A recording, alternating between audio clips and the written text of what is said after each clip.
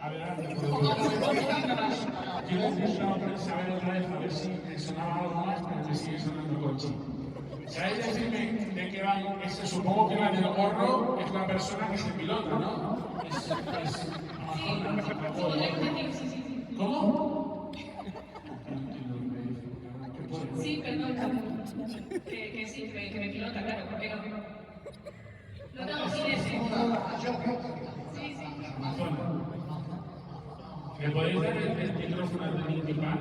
Sí, a ver, en el Linkin Park no sé, por favor, ¿puedo coger el micrófono?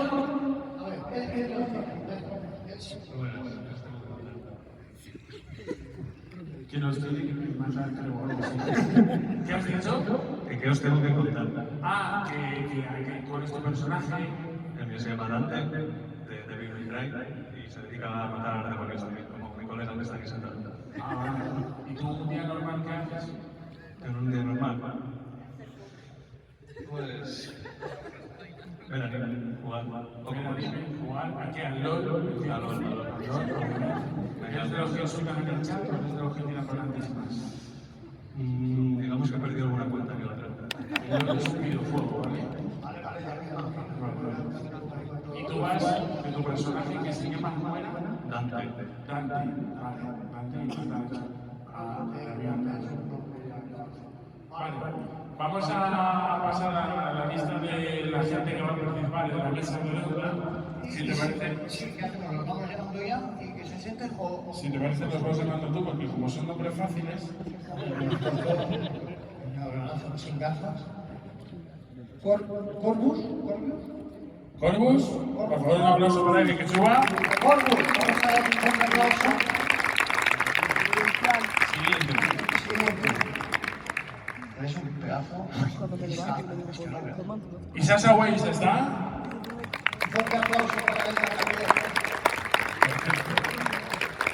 Seremos 9. Que no hay que dar los aplausos, por favor. Vincent Campbell, ¿vale? Tanisen, ¿está? ¿Está viniendo? ¿No? ¿Tanisen? Juli, ¿Tanisen? Viene después. Vale, chicle de fresa. Perfecto, un aplauso para ella. Vale, ahora sabemos. Elian. Otro aplauso, por favor. Bravo. El Puy de Peter. Dios, se me están poniendo las manos otra vez. Ahí. Carla Glitter. ¿La tenemos? Está llegando, está en autobús. El OPI 23. Cartoca. Deja móvil, Cartoca. Es influencer, pero ahora no, ¿vale? Sube. Esencia Polisera. Juanjo Blog. Jesús Pop. Paisano con bigote. Laura Rivera. Señor Serpiente y Ana Santos. Vamos a ver si se puede aplauso. Para arriba. Porque hay unos que habéis dejado huecos. Serpiente, siéntate ahí. Bueno, Siéntate ahí, serpiente. Y ellos dos juntos, porque no van juntos, los ponemos juntos. vamos a dar la vuelta y nosotros nos podemos sentar ya. Vale, aquí necesitaremos un micrófono que se lo vayan rolando a ellos, entiendo. Si nos puedes subir un micrófono. Vale. Así vamos a conocer un poco más el mundo de influencers e instagramers, ¿no? Esta es una representación más o menos de los influencers, hay muchos más obviamente que están ahí sentados también, pero esto es una pequeña representación de los influencers que tenemos en Asturias. Hay gente que se dedica... Vale. ¿Todos sois de Asturias? ¿Todos? Todos, absolutamente todos. Los elópicos de Gijón, el resto...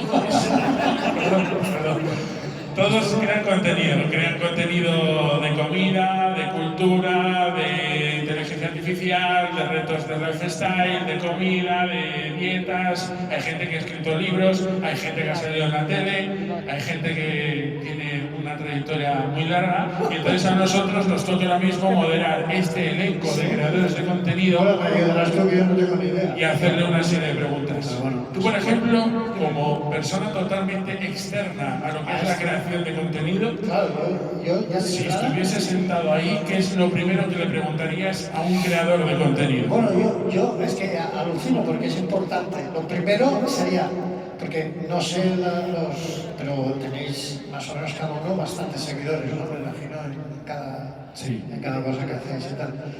Entonces, ¿cómo os dio desde de repente meteros en esto? Es decir, ¿por qué? ¿Por qué os hicisteis creadores de contenido?